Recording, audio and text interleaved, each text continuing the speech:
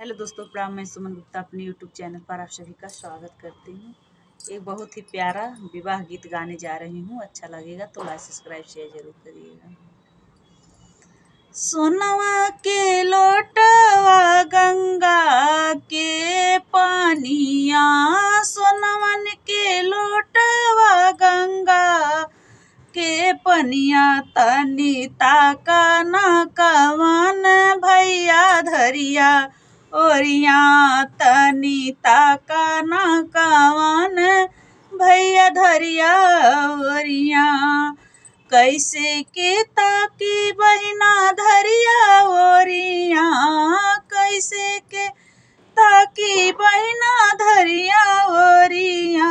बहिनी धरिया गिरावत फटेला छतिया, बहिना धरिया गिरावत फटेला छतिया। फटता त फटे देइया जुरतिया, फटता त फटे देइया जू के रतिया। बहिना जई हैं दूर देशवा जो हबे बटिया, बहिना जई हैं दूर देशवा जो हबे बटिया।